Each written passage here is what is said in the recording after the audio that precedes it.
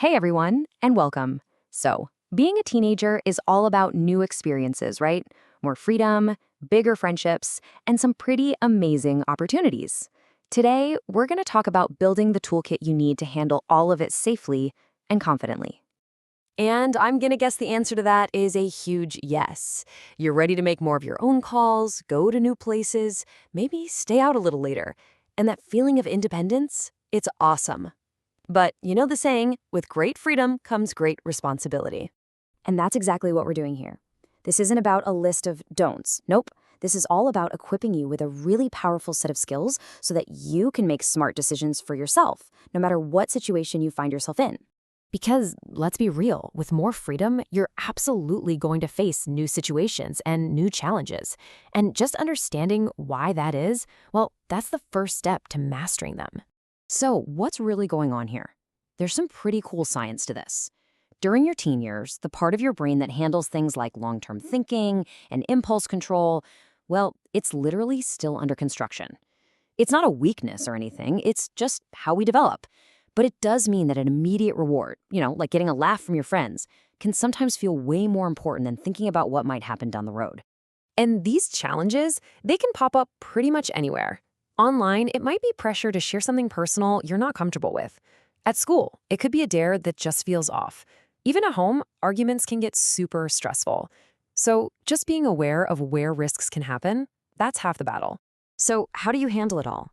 Well, you build a toolkit. I want you to think of these next 5 skills as the essential tools you can carry with you everywhere you go to help you stay safe and feel in control.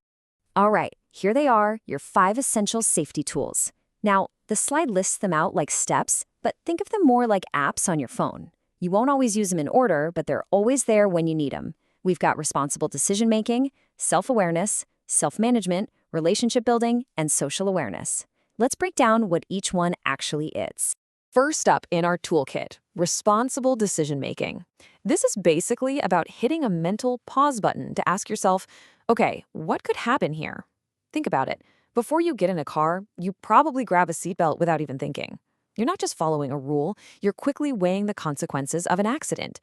That's making a smart choice based on what could happen, not just on feelings or pressure.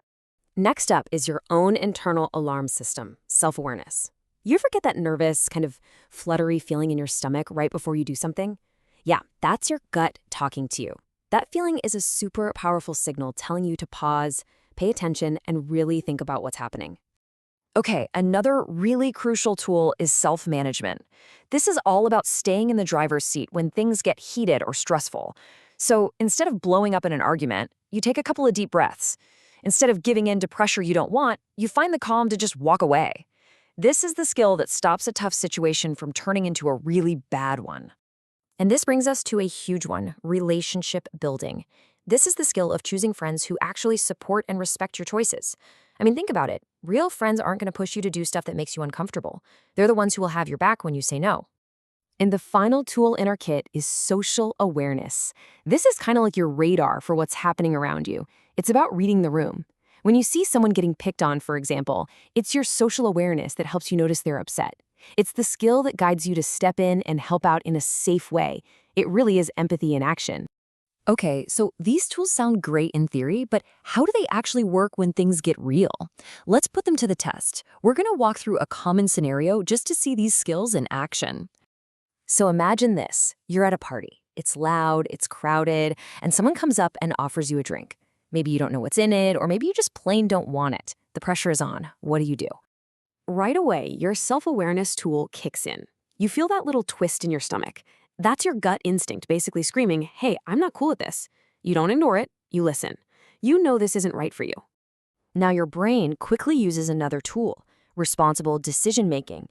It's already done the math. The short-term feeling of fitting in is not worth the long-term risk. And that clear decision powers up your self-management. You take a calm breath, look the person in the eye, and confidently say, no thanks, simple as that, you're in control. And then you activate relationship building. You find that trusted friend you came with, the one who gets it. They support your choice, which makes your friendship even stronger.